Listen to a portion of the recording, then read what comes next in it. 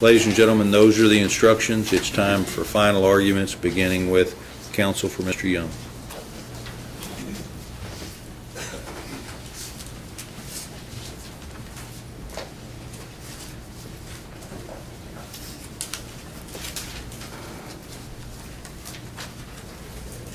Innocent. Innocent. Trey was not afraid of the dark.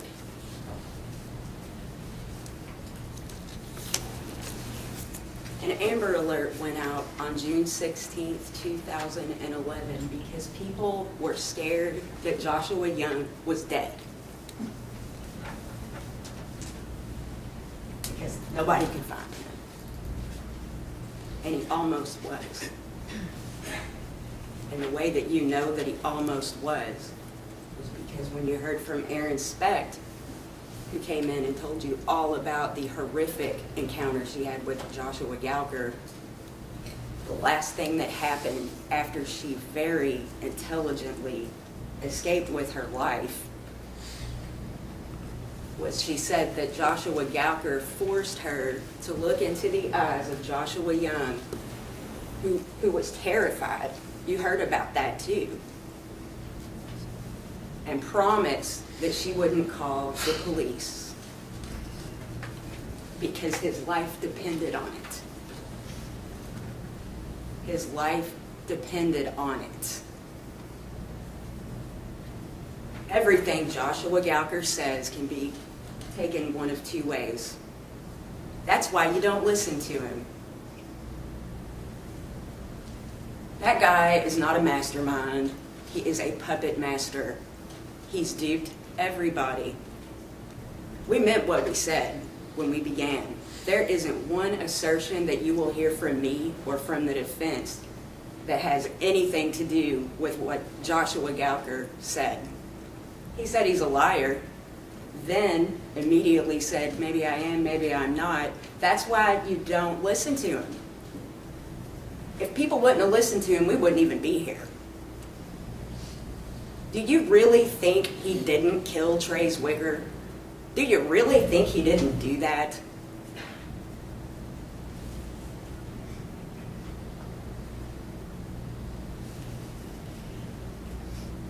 Do you really think he involved anybody else at all? Anybody else at all to carry out this horrible crime? And it was horrible.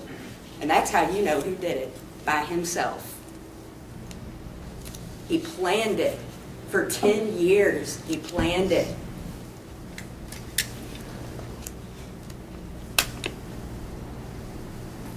And I mean what I'm saying. Cassie didn't take anything anywhere, but we'll get to that. Because that's how he gets you.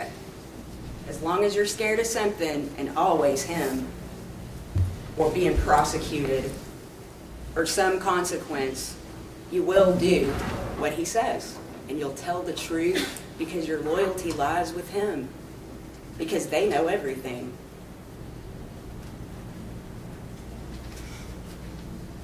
Just put him aside for a minute. There's not much else to talk about, but let's just put him aside. Because I know you probably expect me to get up here and rant and rave about Joshua Gowker, and how could I not? But that's not all this is about. There are two main areas you just need to kind of categorize and think about as you deliberate back there. There are words, there are so many words. When he was up here and he was being questioned by the prosecutor, something about the media came up. And you know he loved being up there. And I think it was put to him, some people just love to talk. That's true. Some people listen to that. Don't listen to it. You don't believe him anyway.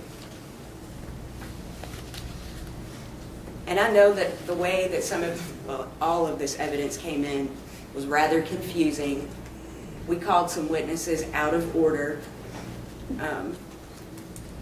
And different people were able to be here at different times, and so it was just kind of jumbled coming in, and I'm going to help you straighten that out. This is not a difficult case at all.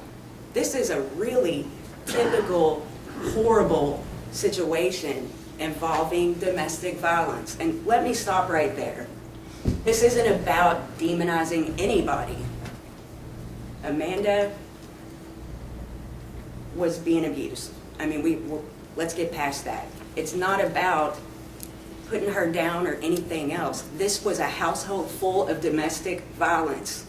This crazy guy comes home from prison in October 2010. He walks right out and right to her. And that's where he began manipulating everybody and duping them. We defined duping, he and I. And he laughed. He laughed about a lot of stuff. And you can't blame anybody for getting duped by him because he's really good at it. Superficial charm. Immediately like him. Immediately like him.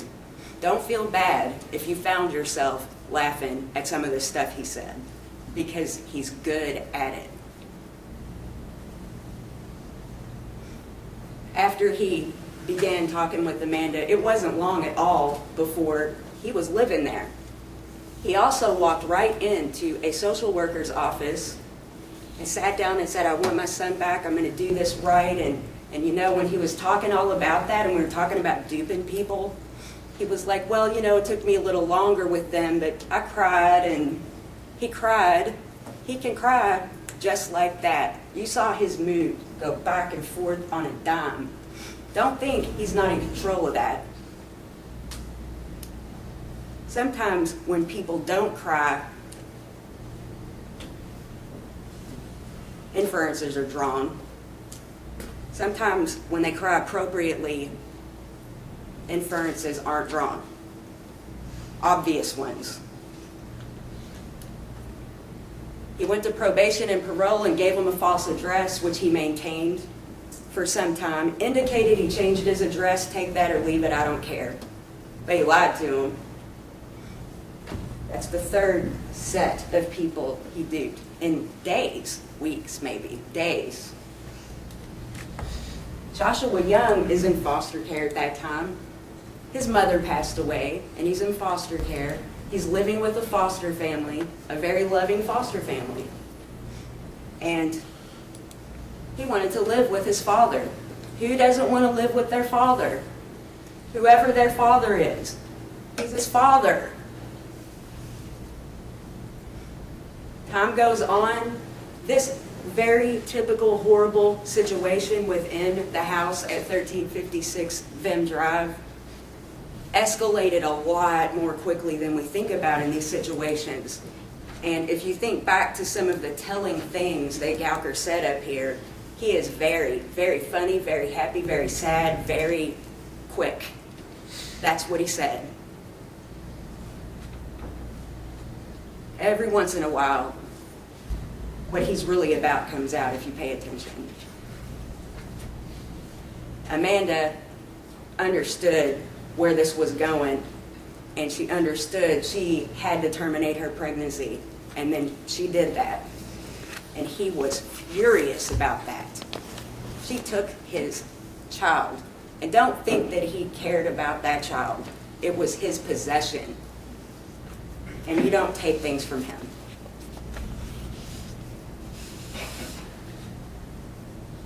All the while, this crazy escalation is going on. The perfect family front is being put up to CPS. In January 2011, Joshua Young had just started getting to stay the night over there in the middle of all of this. He wasn't even back in his father's temporary custody yet. That didn't even happen until the end of March. In this chaos, they gave him back, and he wanted to go. That's his father. It's his father. He'd been there 6 weeks, and Trey was dead. May 10th, May 11th.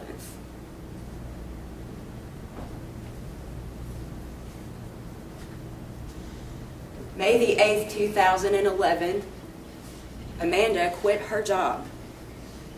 This escalation, any minute, you can feel it coming any minute now. This is classic stuff. You can't work. I don't want you to work. I will control you. That guy was not going to let her out of his sight. 48 hours later, this happened. 48 hours later, this happened. A series of cookouts ensues. And it's obvious that Jeremy McFarland was really worried about his sister at that point because he hadn't really talked to her at all. And obviously you can assume he was hearing some of this stuff from other family members because he just kind of showed up. And you remember what he said? He pulls up and Gowker is scowling until he rolls his window down. He was just trying to get into this situation and diffuse it and protect his sister. And there is nothing wrong with that. But it's not a coincidence that he showed up over there 2 days later and confirmed what he already knew by looking at her neck. And she told him, no, that's Hickey's. And we're not demonizing Amanda because we know that this is how this works. And you could tell that he felt guilty because something happened that night when he was there. You can take everybody at their word about the basketball injury, or you can wonder and really think about what really happened to his hand. And good for him if he was trying to protect his sister. Something happened. Something went on all night long. And he went to the ER and he mentioned, you could see that he was just really hesitant. He just really feels bad about not, what if, you know? And didn't take him with him because who wants to sit at the ER all night? Understandable. All kinds of people were supposed to have been at this cookout. Again, let me stop right there. Don't just take these scenarios as to who was there and what happened and everything else because people keep saying it over and over, because that's how he does it. Just remember that. You heard from several people that Cassie and John, who live at 1360 Vim Drive, 2 houses away and closer to the ditch line, were there with their 2 kids, and their 2 kids are Michael and Shannon. You heard that Amanda and that Gowker and that Kinsey and that Trey and that Joshua Young were there. Jeremy McFarland was there for a while, but he left because he got hurt somehow. And some other neighborhood kids.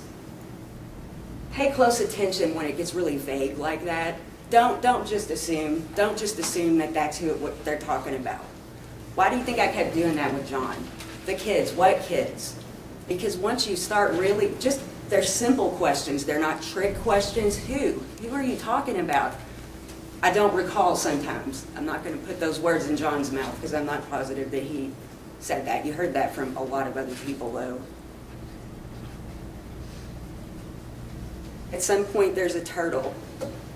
This turtle is just kind of a wild card issue in this case, and I think it means absolutely nothing other than Gowker had to get down there so he could leave evidence that he had been there at some point because, well, he just does that.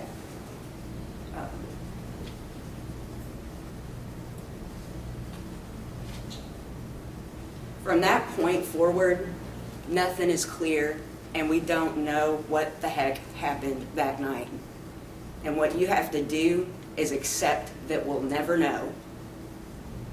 Don't convict this boy because you don't know and he didn't cry at a funeral. We disputed that, obviously. We're insulted that we had to, but don't just convict because you don't know. We don't know who unscrewed the back porch light bulbs. We don't know why they did that. We don't know if it's because Amanda and Josh Gowker were going to have sex. We don't know if it's because Josh Gowker was going to ambush somebody. We don't know if Jeremy McFarland was going to come back and this was we don't know.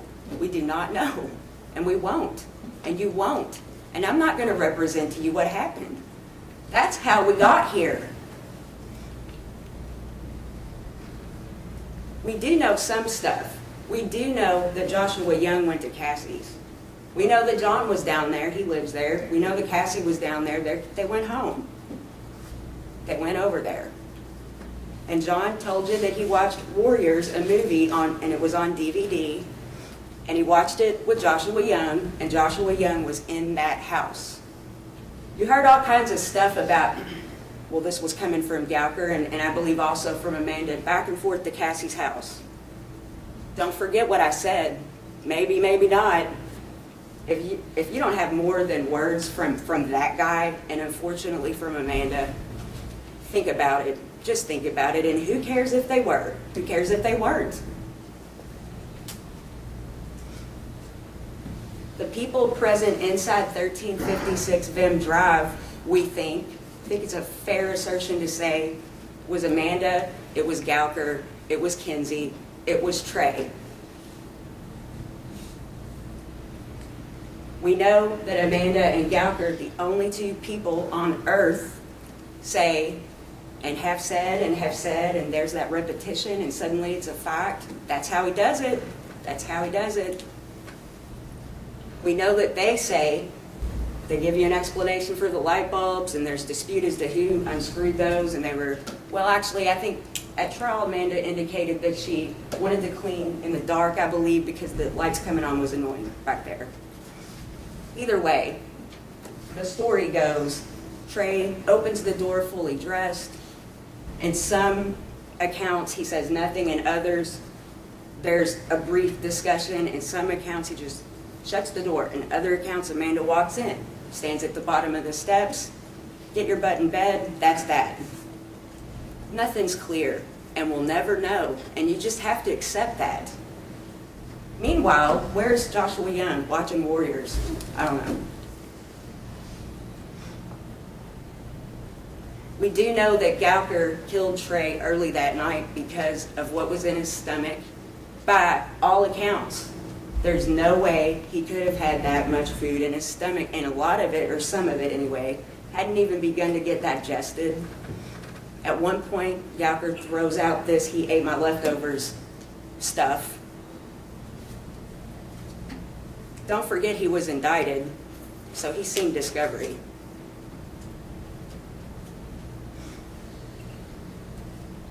Video doesn't lie, though. He knows that. He acknowledged that. He enjoys being recorded, obviously. You saw how he was acting.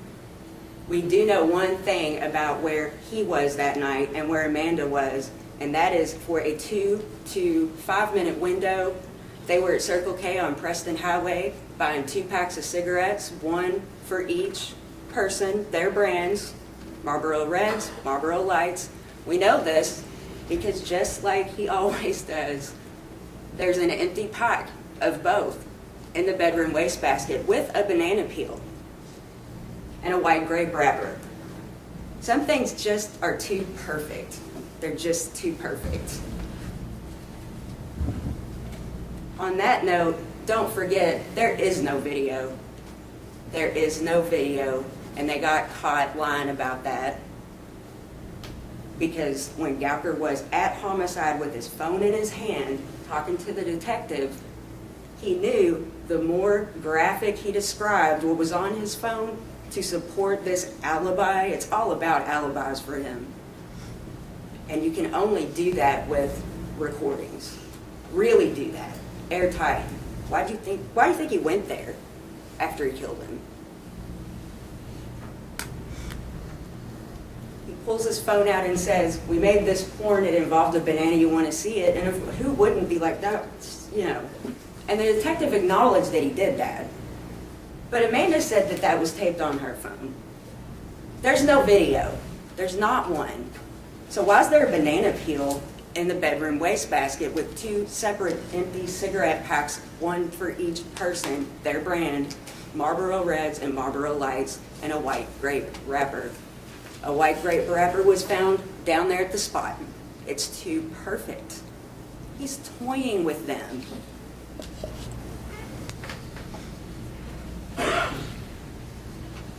From there, after after Circle K, that's really all anybody knows. Quiet of night, it was really hot the following day, and probably on the 10th. Just silence in that neighborhood. Sun comes up, it's a regular school day. Regular day, school buses coming and going, just the bustle of life, normal day. It's a Wednesday, Derby just happened. Till that afternoon, at some point, and we don't know when because it's just been all over the map, Trey's backpack is discovered at 1356 Vim Drive. But when Amanda, who's with Gowker, is standing right at the ditch at Vim, which would be past Cassie's from their place, suddenly she's alerted that there's a body up there. And what does she do? She takes Kinsey to Cassie's, and her and Gowker run through the neighborhood to get to Liberty, despite the fact that and everyone knows that trail is there, and that is the quickest way up there. It's the quickest way to get there.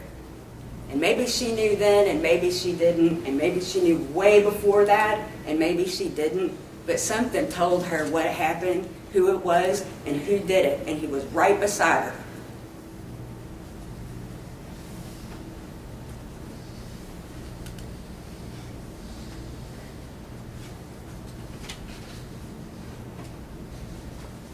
At Liberty, they thought it was a man at first because Trey was a big boy. He was a big guy.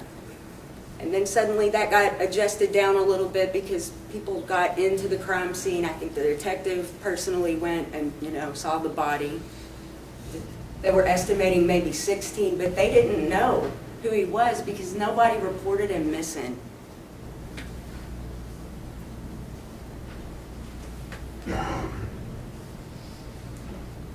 So finally, the decision's made that Terry Zwicker can see if it's his son. And when he does that, he falls to his knees and loses his mind just like anybody else would.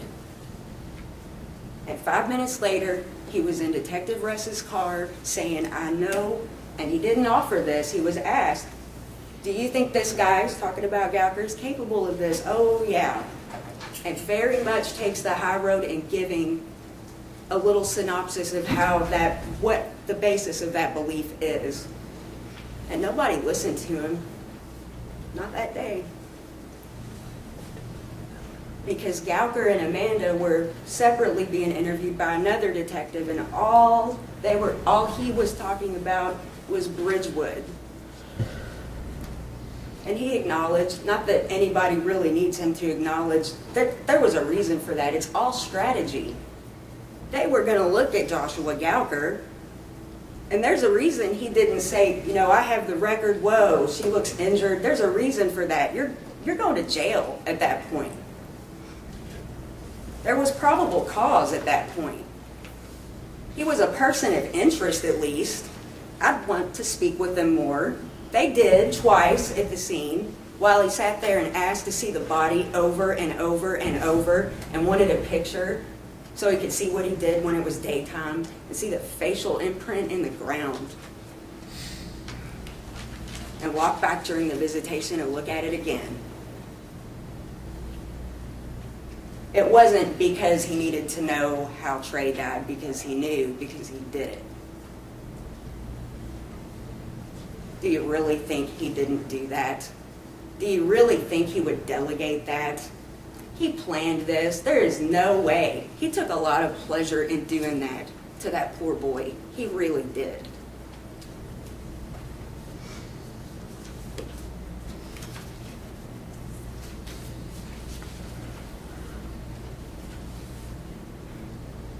Gowker was pretty disgusted with the police investigation in this case, and that's why he may or may not have gotten himself indicted. Take those people they called in here and said, "He told me this, he told me that," and demon seed. Take it at what it is. Whether he said those things to those guys or not, we don't care because we don't believe anything he says anyway. So that's where you get stuck. this investigation into Joshua Young. You notice how he's not even coming up? It's because he wasn't even there. Wasn't even there, he has no motive. I mean, the reason they even looked at him is because of Joshua Gowker. Because he cried. He cried and he felt horrible for Trey, and they know everything and tell the truth. You know, I love him more than life. Once you know, listen to that again. Listen to all that again. Once you know, it starts, I don't even know how many versions he's told by now. He was asked about all of them, and then some. It starts with, my son did it, he told me he did it, and I feel horrible. That's how you know he's lying. He doesn't feel anything, ever. That dog was broke.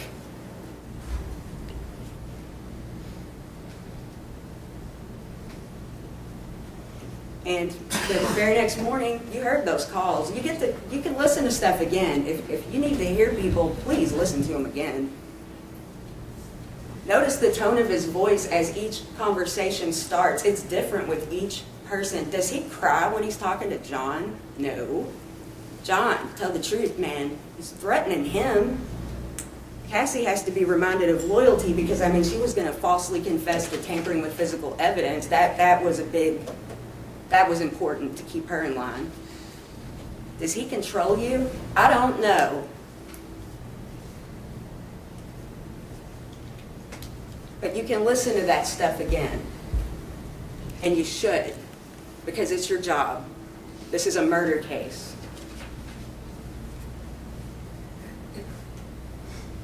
Over a year goes by. Joshua Young is charged with murder, not complicity, murder. There's one thing the prosecution committed to in the beginning of this, and that is Joshua Gowker killed Trey Zwicker. He had involvement. So for over a year, there was a theory that is no longer their theory. And suddenly, in the court system, we call them snitches. That sounds so negative. There are people that are quite honest that come forward that are incarcerated. And again, I'm not saying whether they were telling the truth or not. I don't really care. Because I know even if Josh Gowker talked to him, he's lying anyway. You can't get caught up in that merry-go-round. Because if you just step back and look at the big picture, why would he be trying to save his son from this murder conviction everybody seems to think is going to happen if he dropped him in to begin with? It's just round and round and round. And you know, there's a lot of stuff that you probably figured out while he was up here. But you might not fully appreciate until you really think about it. It's not the physical violence so much for that guy. He likes to mess with your head. He likes it, and he's good at it. And he duped the police, and then he duped them again, and he duped everybody. He's good at it. He's just good at it.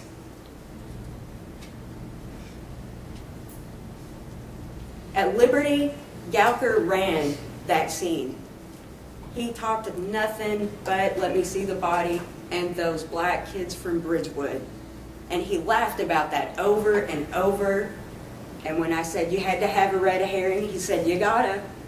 And there's something about him, even then, that your guard just comes down. Even when he's talking about stuff like this, he's likable. He was allowed to have Amanda in his interview, despite the fact that that flies in the face of policy for any criminal investigation, particularly one this serious.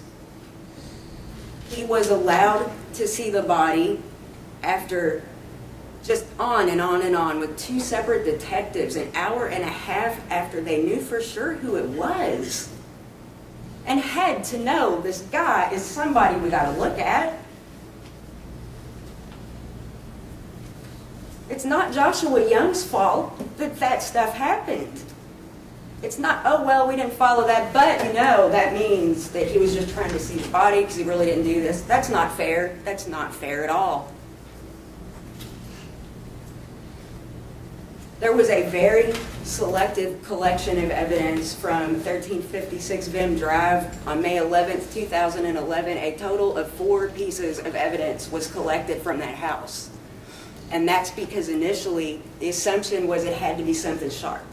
There were 3 bats in the house that sat there until June the 6th when the house was searched again, and that's all they took that time.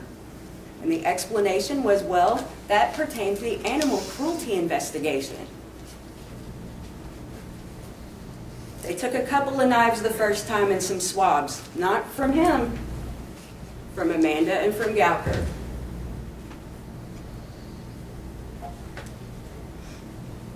There's the issue of phones, and we talked about this. They never got Gowker's records. They tried. Much later, tried to get them, and those records were gone. There were 2 phones that were connected to that 356 number, which we confirmed was Gowker's.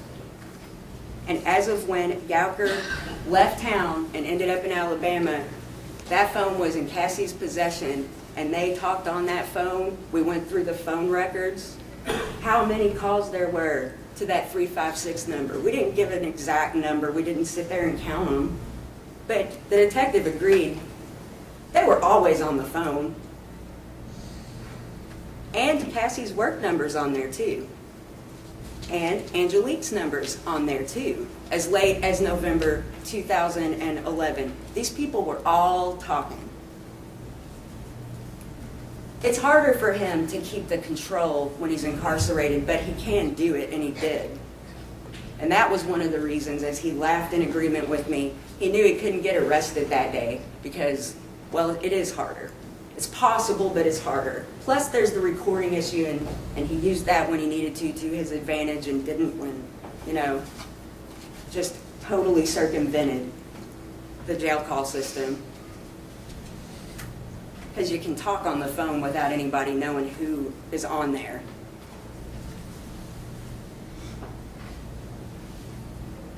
But after Alabama, the detectives drive straight back to Louisville, get Cassie on the phone for a minute, talk to her, and they go arrest Joshua Young for murder, and that's what they had. They had probable cause, we're told, that day. Reasonable minds can disagree. You've heard that Joshua Young confessed to several people, all of whom came in. One of whom said she didn't know if Mr. Gowker controls her. But let's start with Angelique. She's hid Joshua Gowker out twice now. You can review testimony. If you don't take me at my word for what she said about the U.S. Marshals coming over, watch that again. Just watch it again. They dropped their card off at one point. What? I thought he was in jail in Alabama. It's a completely ridiculous explanation, and she was happy to see him. That's just all there is to it. Because he's so likable, even though he's dangerous. On the phone in Alabama, Gowker plays her and Jahara against one another. There's a reason for that. Jahara couldn't recall anything at all because she was being drugged. She said she wasn't drinking, but in fact, she'd previously said she was drinking. We talked about what happens when you mix whatever she was taking, that she claimed she was taken by force. That wasn't her fault. She can't remember it. It's all a blur, except for one gleaming moment. She was totally sober, and this horrible version of events comes out. It's just really wicked sounding. And that's ridiculous. It's ridiculous. And Angelique and Jahara both told you they're scared of this guy. There's a reason he had to tell them that it was okay to talk. And he was never going to tell them it was okay to accuse him of murder. All you got to do is put Joshua Gowker in the spot that Joshua Gowker put him in. That's all he's doing, a little transference, as I asked him. That's all it is. It's not a difficult case to understand. Get past this stuff with this guy.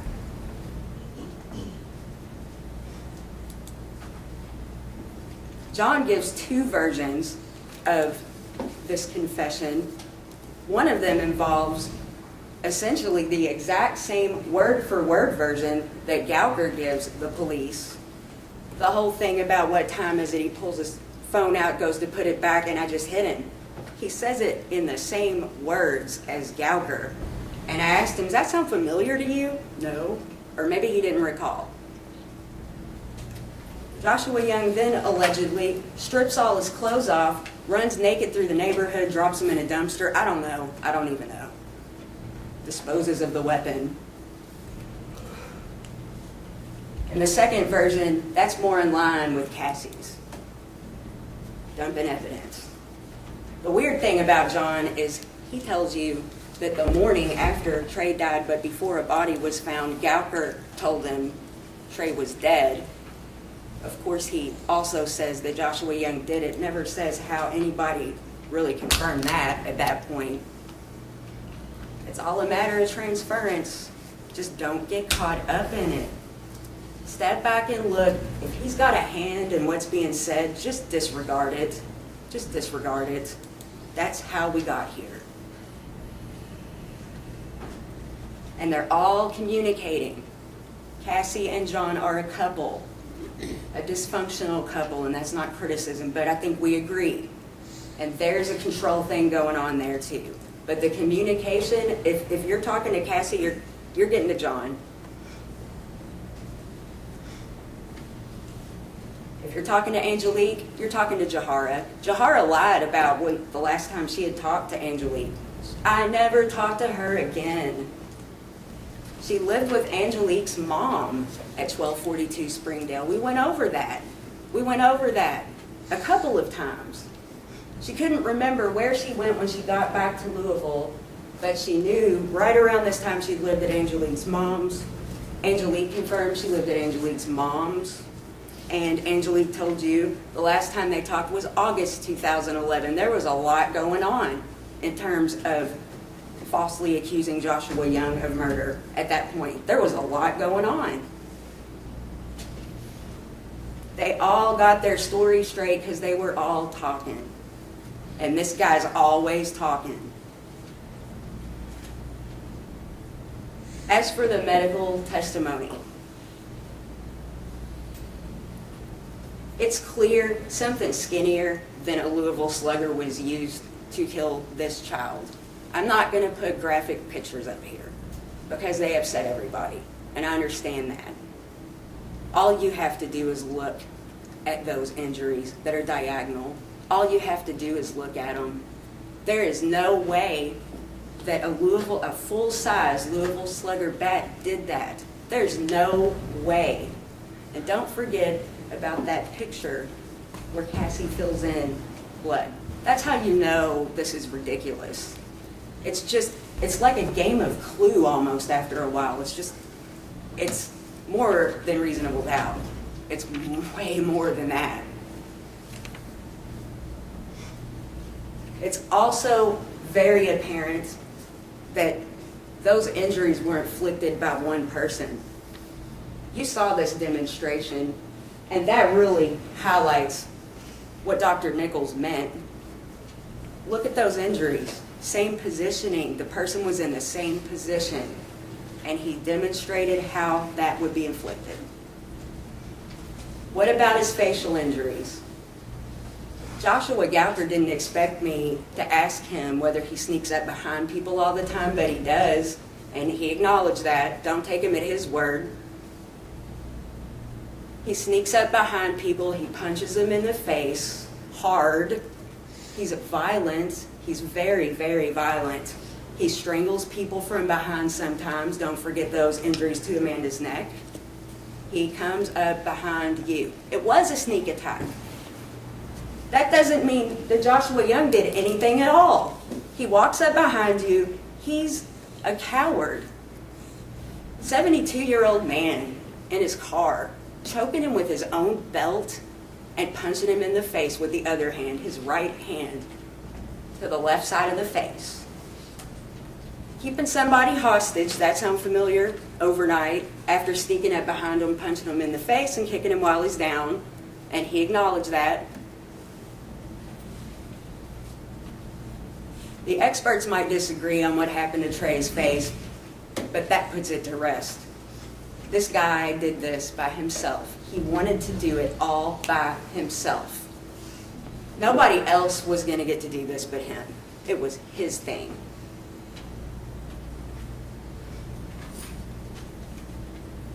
Joshua Young talked to the police on several occasions. Joshua Young told them he lived at 1356 Vim Drive, and he really didn't most of the time. But you know what? So did Amanda, and so did Joshua Gowker. Nobody was being straight with them about where they lived. And this is a kid that was in foster care who was so happy to be with his dad. Despite the dysfunction going on, that was his dad. It doesn't matter, that was his dad. And you give the address you're supposed to be at when you're involved with CPS. You just do that. And the adults did.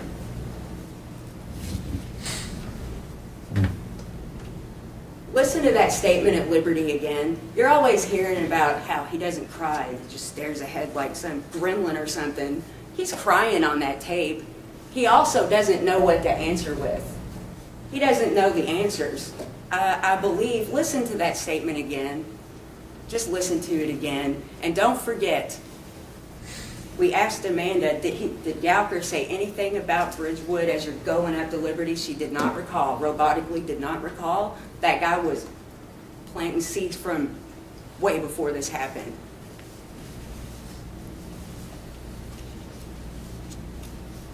But listen to him, because he's crying and he's in shock, like people that feel things. And something ignited in him somewhere, and he says, I was at Cassie's. And you know what? Everybody else did too. There's no dispute he was at Cassie's. There's really no dispute about that at all. There's no physical evidence in this case at all, which is troubling. And I wish there was, because it would completely exonerate Joshua Young. Not that there's a basis to think he did anything anyway, but there's nothing. There's nothing because it wasn't collected. There's nothing because Joshua Gowker planned this quite well and left what he wanted you to think happened where it went. Please look at that picture of the wastebasket. It's ridiculous. It's too perfect. Every single assertion he makes to the police is supported by a piece of property, a banana peel, a video, except he really got one over on that alleged pornographic video that doesn't exist because we just caught him in that lie.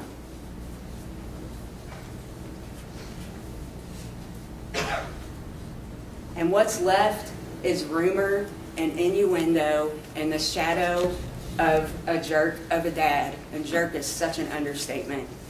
He terrifies me. Why? Because he terrifies me. Okay? He doesn't cry. Remember what I said? I cried, and I mean, I got him. I won him over because I cried. I cried. Character assassination.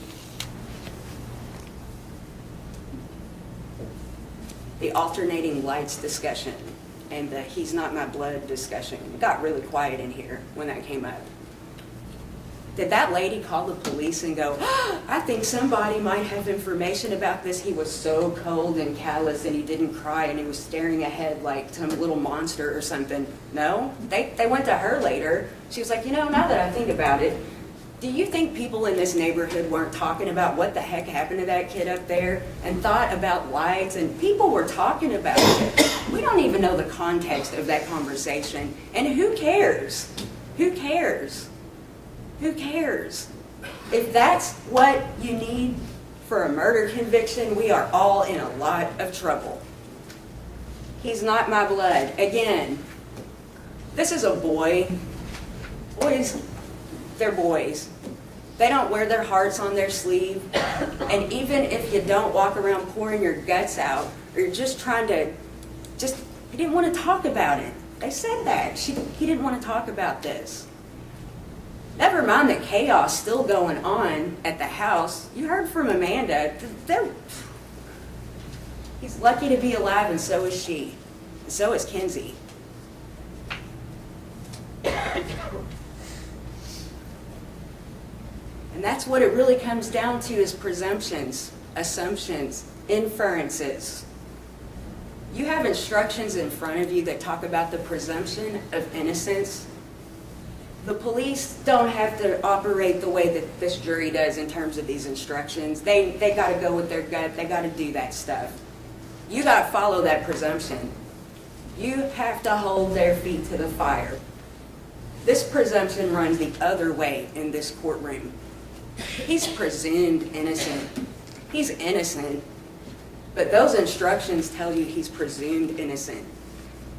That didn't happen here. It happens from here on out for this boy.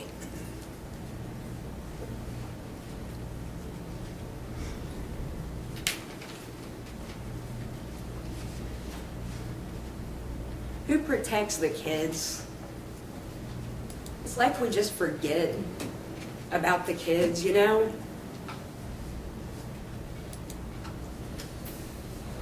Why aren't all the kids in this situation victims? Because Gowker said so. I don't care what Gowker's motives are. I don't care. I know they don't have anything to do with anybody but his own ego, and you know it too. You know it too. This isn't about loving anybody. People that did what he did don't love people. He doesn't even know what that is. And I really don't hold it against him. He's just incapable of thinking and feeling like people. And that was apparent when he was talking about all this stuff. It was apparent. It's not in there. There's something that's not wired right with that guy. But don't think for a minute that this has anything to do with saving his son, the person he got into this mess to begin with. And that's the thing about him. He gets you so far in, you feel so stupid when you realize how bad he duped you. And then you're just stuck and you just have to decide. You just have to decide, am I just going to try to, play it off? Or, you just got to say, I got duped. They got duped. He likes the psychological torture better than anything else. He will do whatever he needs to do because he's got no conscience. And the abuse continues for Joshua Young, who's been in jail for over 2 years over this, with false allegations of confessions about people who say they don't know if he controls them. You probably really didn't believe that was possible for anybody. I don't know if he controls me.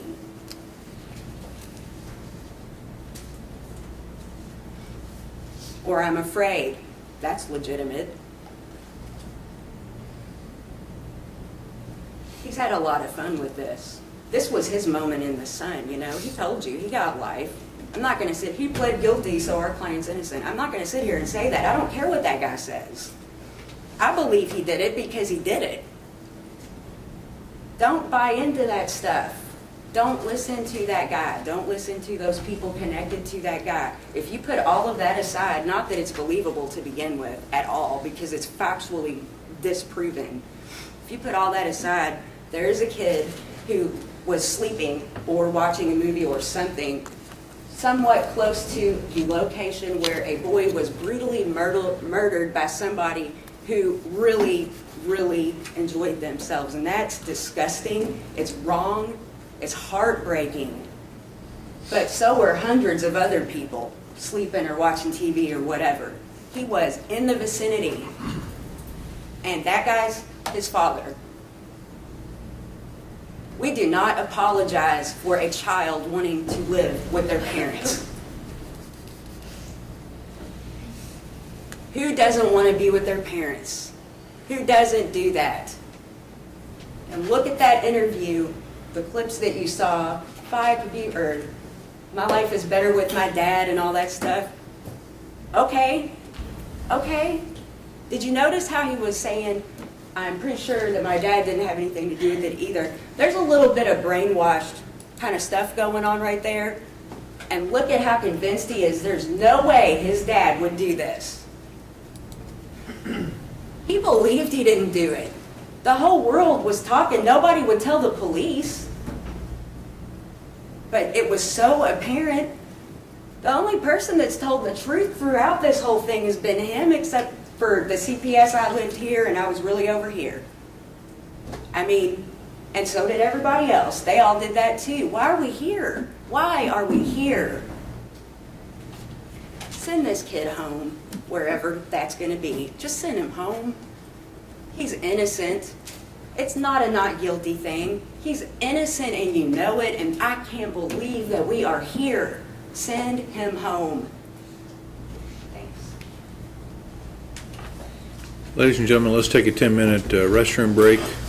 Remember your admonition, do not discuss the case among yourselves or with anybody else. Be ready to come back in at 10:25. Let's let them go out front. All rise for the departing jury.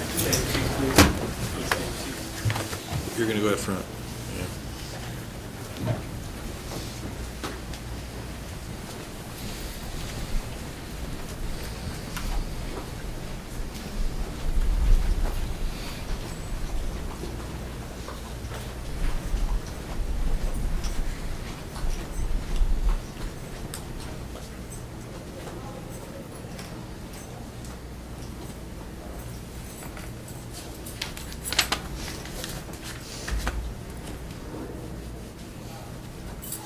Jury's out. 10-minute recess.